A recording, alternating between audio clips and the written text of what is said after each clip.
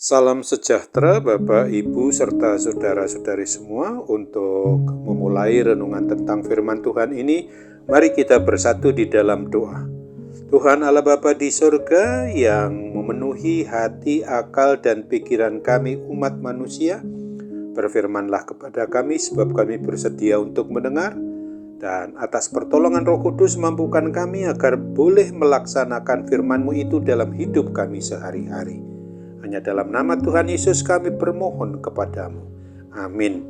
Sebagai nas renungan firman Tuhan pada hari ini diambil dari Kisah Para Rasul 7 ayat 51 yang berbunyi, "Hai orang-orang yang keras kepala dan yang tidak bersunat hati dan telinga, kamu selalu menentang Roh Kudus, sama seperti nenek moyangmu demikian juga kamu." Sebagai tema yang diangkat dari nas renungan kita adalah berani menyatakan kebenaran firman Tuhan. Mari kita pertanyakan kepada diri kita masing-masing, pernahkah kita mengalami suatu kejadian di mana kita tidak berani berbicara tentang kebenaran, padahal sesungguhnya kita tahu hal yang benar itu? Mungkin saja kita semua pernah berada di dalam posisi tersebut, yang secara spontan kita berpikir jangan-jangan kalau menyatakan kebenaran itu malah kita akan terkena getahnya.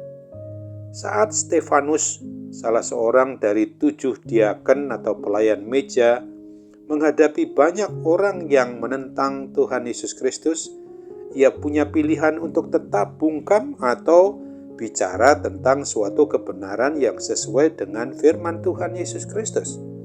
Alkitab mencatat bahwa Stefanus dengan berani dan dengan terang-terangan menyatakan kebenaran firman Tuhan itu.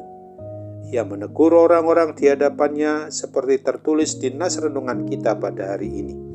Stefanus mengatakan apa yang Roh Kudus mau ia katakan.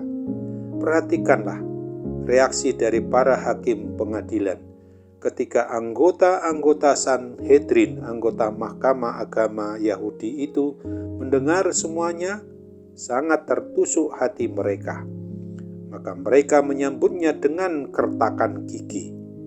Tidak ada satupun dari mereka yang mau bertobat setelah mendengar kebenaran yang Stefanus sampaikan.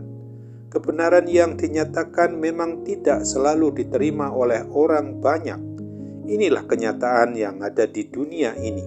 Jika seseorang ingin selalu diterima dunia, maka hidupnya akan semakin jauh dari Kristus. Stefanus bukan cari selamat, tetapi mau menyatakan tentang keselamatan yang Tuhan sudah anugerahkan bagi setiap orang yang berdosa, yang mau mengaku dosa dan yang mau bertobat kepada Tuhan Yesus, walaupun akhirnya ia harus dirawat dan nyawanya tidak terselamatkan.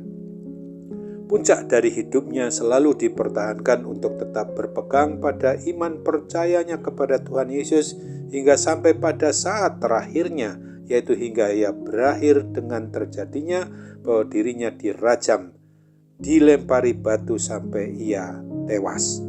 Di mana dituliskan di dalam Kisah Para Rasul 1 ayat 55 dan 56 ini yang berbunyi, Stefanus yang penuh dengan Roh Kudus menatap ke langit lalu melihat kemuliaan Allah dan Yesus Kristus berdiri di sebelah kanan Allah.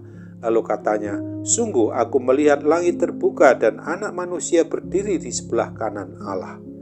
Pada waktu Stefanus mendapatkan penglihatan itu, ia berbicara tentang apa adanya, bahwa dirinya benar-benar melihat Tuhan Yesus Kristus.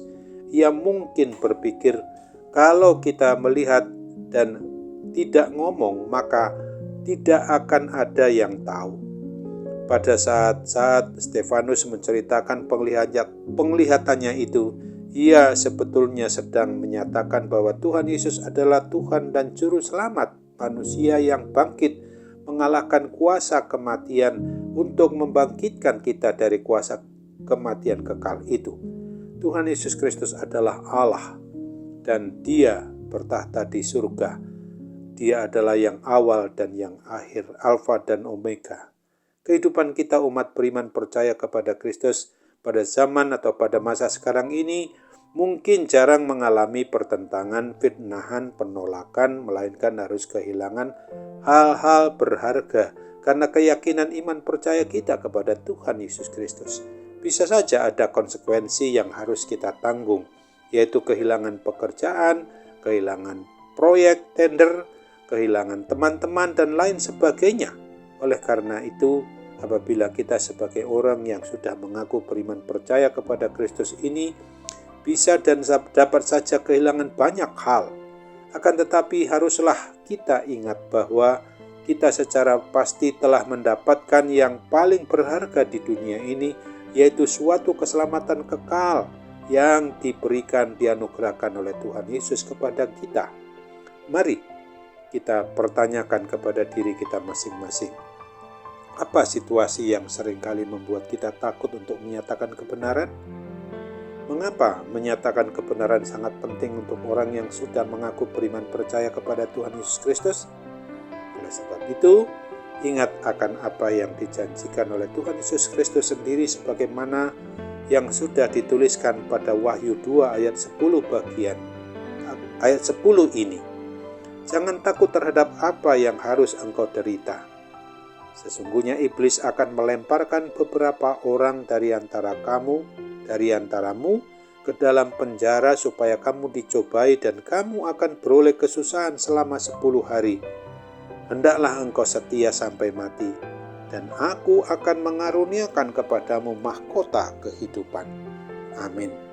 Mari kita kembali bersatu dalam doa. Tuhan Bapa di surga, terima kasih untuk kebenaran firman-Mu yang boleh kami renungkan hari ini. Dimanapun, kapanpun kami berada, harus berani menyatakan kebenaran menurut kebenaran firman Tuhan itu sendiri. Karena sesungguhnya Tuhan akan melindungi, menyertai, memberkati kami di dalam segala keadaan kami. Tuhan tidak pernah meninggalkan kami.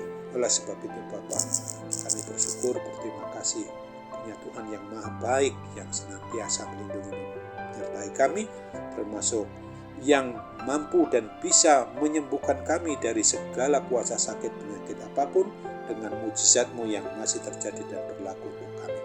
Hanya dalam nama Tuhan Yesus saja kami mau berdoa, mengucap syukur dengan sepenuh hati kami kepadamu. Amin.